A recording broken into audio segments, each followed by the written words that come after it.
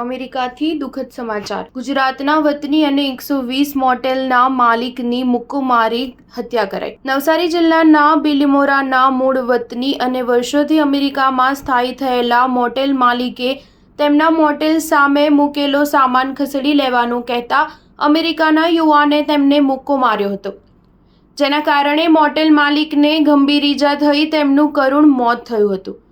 જેના પગલે તેમના પરિવારમાં ઘેરા શોકની લાગણી પ્રસરી છે. બિલીમોરાના ગૌહરબાગ ખાતે ઓનેસ્ટ કંપની ચલાવનાર મિસ્ત્રી પરિવારના હેમંતભાઈ શાંતિલાલ મિસ્ત્રી 2 દશક અગાઉ ભારત છોડીને અમેરિકામાં પરિવાર સાથે જઈને વસ્યા હતા. અમેરિકાના ઓકલાહો સિટીમાં મોટેલ વ્યવસાય ચલાવતા હતા. તેમના માલિકીની 120થી વધુ મોટેલ છે.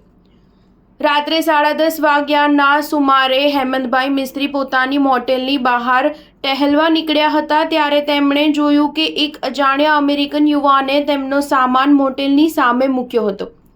આથી હેમંતભાઈએ તેની પાસે જઈ કહ્યું હતું કે તમારો સામાન અહીંથી હટાવી લે. આ સાંભળી પેલા યુવાનને ગુસ્સો આવ્યો હતો અને ઉશ્કેરાઈ જઈને હેમંતભાઈ પર હુમલો કરી એક મુક્કો મારી દીધો હતો, જેના કારણે હેમંતભાઈ રસ્તા પર ઢળી પડ્યા હતા. તેમને માથામાં ગંભીર ઈજા થતાં બ્રેઇન હેમરેજ થઈ ગયું હતું.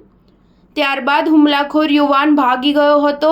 તેમને સારવાર અર્થે હોસ્પિટલે લઈ જવામાં આવ્યા હતા. ડોક્ટરોએ ચેકઅપ કર્યા બાદ તેમને બ્રેઇન ડેડ જાહેર કરી દેતા પરિવાર પર જાણે આભ તૂટી પડ્યો હતો. આ મામલે પોલીસે ઘટનાના સીસીટીવી તપાસ કરતા આરોપીની ઓળખ કરાઈ હતી. સ્ટાર ન્યૂઝ 7 હંમેશા સચ્ચાઈની સાથે.